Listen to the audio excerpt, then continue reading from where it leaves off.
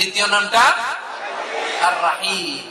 রহমান আল্লাহর one of the major names, আল্লাহর মৌলিক নামগুলোর মধ্যে গুরুত্বপূর্ণ একটা নাম হচ্ছে রহমান। গুরুত্বপূর্ণ নাম কি? রহমান, দয়ার সাগর, মায়ার সাগর।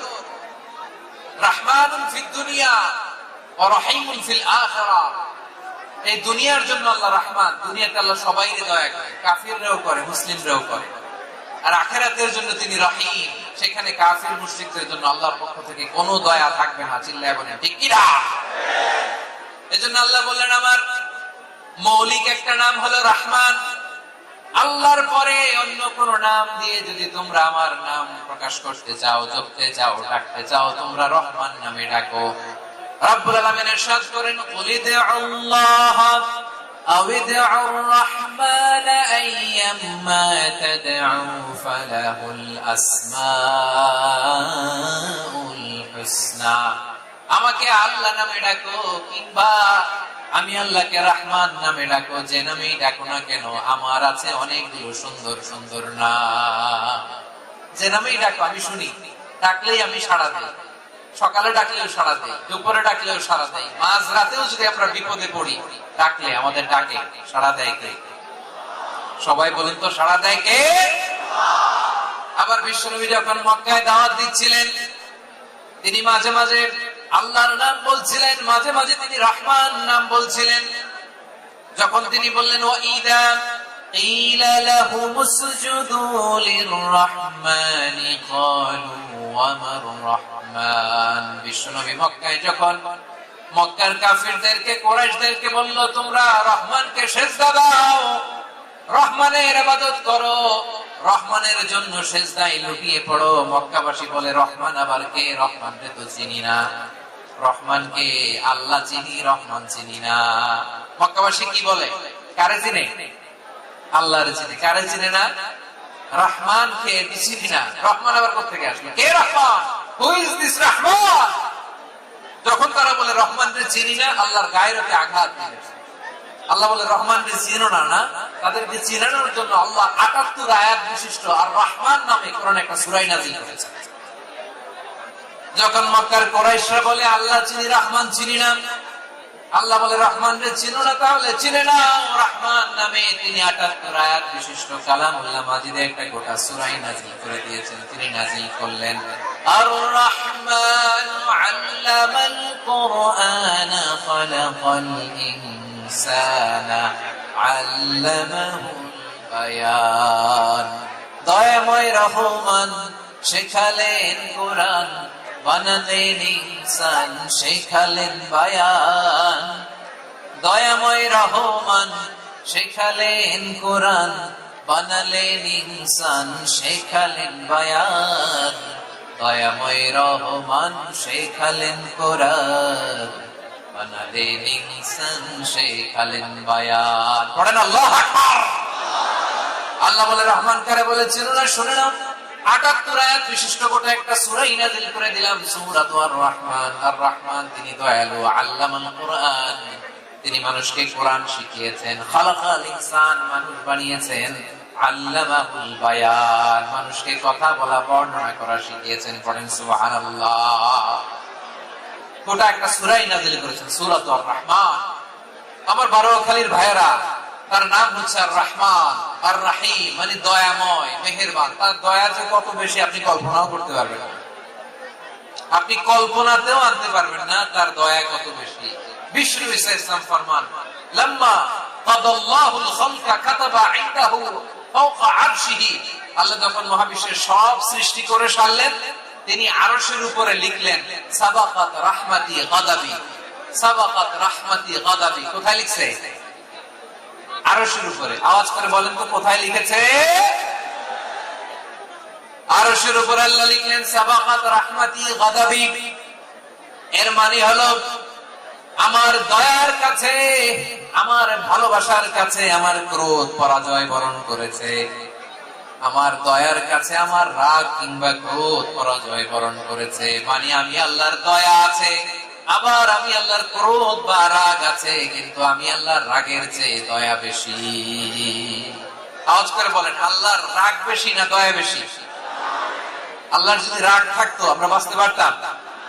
যে পরিমাণে আকাম কুকাম আমরা করি, অপকর্ম করি, অন্যায় করি, জুলুম করে জুলুমের আড্ডাখানা বানিয়ে রেখেছি গোটা দুনিয়াকে, আল্লাহ যদি মুহূর্তে মুহূর্তে রেগে যেতেন আমরা বাঁচতে পারতাম? মহাবিশ্ব সৃষ্টির পরেই তিনি আরশের উপরে লিখেছেন সাবাকাত রাহমাতি গাদাবি, মানে আমি আমার দয়ার কাছে আমি আল্লাহর ক্রোধ, রাগ, ক্ষোভ এটা পরাজিত হয়েছে। সুবহানাল্লাহ বলেন। আবার বিষ্ণু বললেন জাআলাল্লাহুর রাহমাতা মিয়াতা জুজ, আল্লাহ দয়ার ভালোবাসাকে 100 টুকরা করলেন। 99 টুকরা দয়া মায়া ভালোবাসা আল্লাহ নিজের কাছে রেখে দিলেন, আর 1 টুকরা দয়া মায়া ভালোবাসা আল্লাহ গোটা বিশ্বের সবার মাঝে ঢেলে দিলেন। দয়া মায়া ভালোবাসা 100 টুকরা করে আল্লাহ নিজের কাছে রাখছেন কয় টুকরা? সবাই বলেন 99 টুকরা। আর গোটা বিশ্বের সবার মাঝে ভাগ করে দিয়েছেন কয় টুকরা? এবার এই 1 টুকরার নমুনা দেখেন তো পৃথিবীতে। স্বামী স্ত্রীর জন্য কত ভালোবাসা, বন্ধু বন্ধুর জন্য কত ভালোবাসা, গার্লফ্রেন্ড বয়ফ্রেন্ডের জন্য গলায় ফাঁস লাগায় আছে না নাই? এই এখন গলার আওয়াজ বাড়ছে। হুজুর এখন গার্লফ্রেন্ড বয়ফ্রেন্ডের ভিতরে ঢুকছে, এখন আমরা আছি হুজুর। জেগে উঠছে বারুয়াখালী।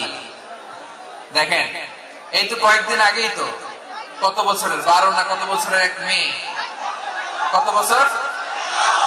11। ওই দেখেন সব মুখস্থ দুষ্টগুলা, আর কিছু মুখস্থ না থাকলে এগুলো মুখস্থ। 11 বছরের, তার কি বলবো, তরুণীও তো না, কিশোরী। এই কিশোরী ভালোবাসার টানে বাপ মা থুইয়া চলে গেছে কোথায়? দেখেন ভালোবাসার আল্লাহ 100 টুকরা করেছেন, 99 টুকরা ভালোবাসা আল্লাহ নিজের জন্য রেখেছেন, 1 টুকরা আমাদের সবাইকে ভাগ করে দিয়েছেন।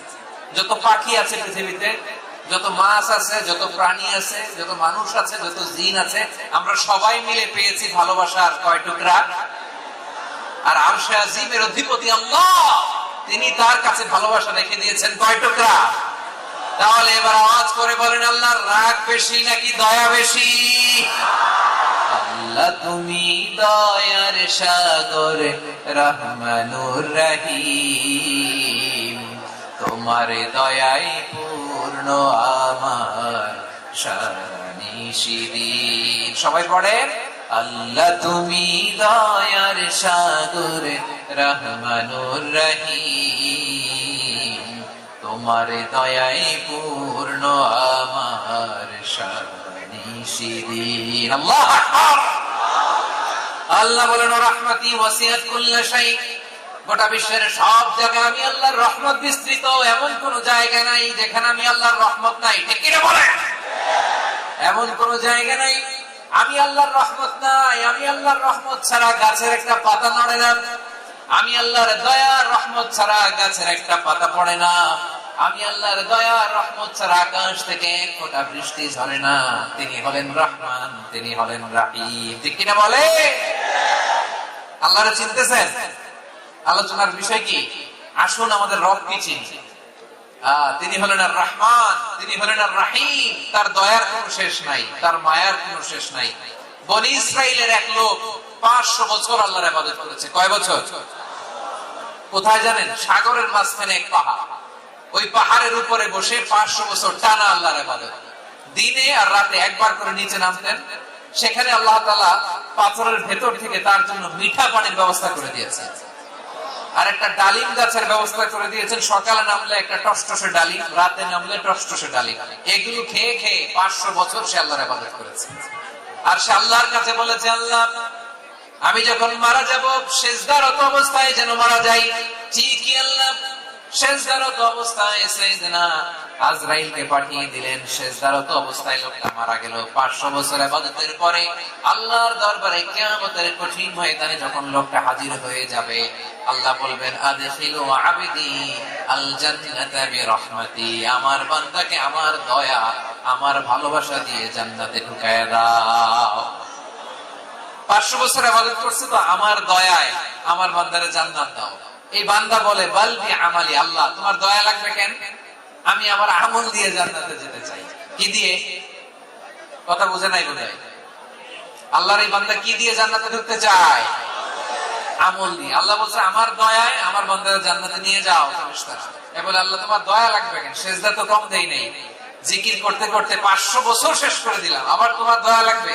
আমি তো আমার আমলেই জান্নাতে যেতে পারি। আল্লাহ বলবেন তাই, ঠিক আছে, আমি চাইলাম দয়া দিয়ে জান্নাত দিব, তুমি চাইলে আমল দিয়ে ঢুকবা, ঠিক আছে, তোমার আমল আর আমার যে দয়া তোমার একটু মাপ দেই, তোমার 500 বছরের ইবাদত এক পাল্লায় রাখো। আর আল্লাহ বললেন আমি যে দয়া করে এই দুনিয়ার নাজ নেয়ামত বিউটি সৌন্দর্য দেখার জন্য তোমার দুটা চোখ দিয়েছিলাম, দুটা নয় একটা চোখ আরেক পাল্লায় রাখো। রাখা হবে, দেখা যাবে এই 500 বছরের ইবাদত হালকা হয়েছে আর মুহূর্তের মধ্যে আল্লাহর দেয়া একটা চোখের নেয়ামত ভারী হয়ে গিয়েছে। আল্লাহ বলবেন তোমার কথা মতো মাপ দেয়া হলো, এবার ফলাফল দেখো, হিসাব বলে তুমি এখন জাহান্নামে যাবা, go to the hell fire, যাও তো জাহান্নামে যাও। মাপ চোখে যখন আসছো আমার সাথে হিসাব ক্যালকুলেশন, যাও তুমি এবার জাহান্নামে যাবা। এবার লোকটা কাচুমাচু করে বলে আল্লাহ আমি বুঝি নাই, আল্লাহ আমি বুঝতে পারি নাই, খেয়াল করি নাই, তুমি আমারে ক্ষমা করো, তুমি আমারে মাফ করো। ও আল্লাহ এবার আমি টের পেয়েছি, এবার আমি বুঝতে পেরেছি তোমার দয়া ছাড়া দুনিয়ায় কেউ জান্নাতে যেতে পারবে না, কেউ পারবে না। আল্লাহ বললেন ওরে গোলাম তুই তো কিছুই ছিলি না, অস্তিত্বহীনতা থেকে তোরে অস্তিত্বে আনলো কে? ওই ছোট্ট শুক্রাণু থেকে মায়ের পেটে 9 মাস ধরে খাবার দিয়েছে কে? আবার সুস্থতার সাথে দুনিয়ার বুকে তোরে ডেলিভারির ব্যবস্থা করে দিল কে? আবার তোর মায়ের বুকের ভেতরে 2টা খাবারের লাইনের ব্যবস্থা করে দিল কে? আবার তোকে শৈশব পেরিয়ে কৈশোর পেরিয়ে তারুণ্য, তারপরে যৌবন, এগুলো দান করলো কে? তার চেয়ে বড় কথা, পাহাড়ের মাঝখানে সাগরের মাঝখানে 500 বছর ইবাদত করার শক্তি তোর গায়ে দিয়েছে কে? এই সাগরের মধ্যে লোনা পানি, লবণের পানি মুখে দেয়া যায় না, সেখান থেকে আমি পাহাড়ের ভেতর থেকে মিঠা পানির ব্যবস্থা করে দিলাম। ওই জায়গায় তোরে রিজিকের বন্দোবস্ত করলো কে? সকাল বিকাল 2 বেলা টসটসে ডালিম খাওয়ার ব্যবস্থা করে দিল কে? তোর আবদার ছিল আল্লাহ আপনি আমার সেজদারত অবস্থায় রূহ কবজ করবেন, তোর শেষ আবদারটাও পূরণ করেছে কে? ও গোলাম আমার রহমতের তুলনায়, আমার নিয়ামতের তুলনায় তোর 500 বছরের ইবাদতের কোনো ওজনই হবে না। গোটা বিশ্বের কেউ কোনোদিন আমার জান্নাতে ঢুকতে পারবে না আমি আল্লাহর দয়া ছাড়া। ওয়া রহমানুর রহিম, তিনি দয়াময়, তিনি মেহেরবান। জিবরাইল আলাইহিস সালাম বিষ্ণুনবীর এই লম্বা হাদিসটা যখন শোনালেন, আমি যা যা বলছি এটা বিশাল এক হাদিসের অনুবাদ। বললেন ইয়া মুহাম্মদ এই দুনিয়ার সবটাই চলে আল্লাহর রহমত দিয়ে। হাদিসের শেষ কথা, সব চলে আল্লাহর কি দিয়ে? তখন বিশ্বনবী সাহাবাদের বললেন ও সাহাবারা শোনো, আল্লাহর জান্নাতে কেউ কোনোদিন প্রবেশ করতে পারবে না তার রহমত ছাড়া। সাহাবারা বললেন ইয়া রাসূলুল্লাহ আপনিও না, আপনিও কি আল্লাহর রহমত ছাড়া প্রবেশ করতে পারবেন না? বিশ্বনবী বললেন না আমিও না, আমি বিশ্বনবীও আল্লাহর জান্নাতে আল্লাহর রহমত ছাড়া ঢুকতে পারবে না, তবে কিয়ামতের দিন আল্লাহর রহমত আমার চারদিকে বেষ্টনী দিয়ে থাকবে। আল্লাহ নিজের পরিচয় দিয়ে বললেন আলিমুল গায়বি ওয়াশ শাহাদাতি হুয়ার রহমানুর রহিম, আমি হলাম রহমান, আমি রহিম। আল্লাহরে চিনছেন? ওবারখালীর ভাইয়েরা আপনার রবকে চিনতে পারতেছেন? তিনি দয়ার সাগর, তিনি মায়ার সাগর, তার দয়ার সাগর যে কত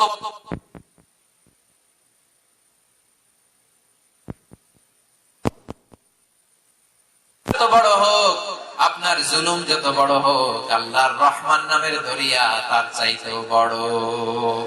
আল্লাহ বললেন কুল ইয়া ইবাদিয়াল্লাযীনা আসরাফু আলা আনফুসিহিম লা তাকনাতু মির রাহমাতিল্লাহ ইন্নাল্লাহা ইয়াগফিরুয যুনুবা জামিআ ইন্নাহু হুয়াল গফুরুর রহিম।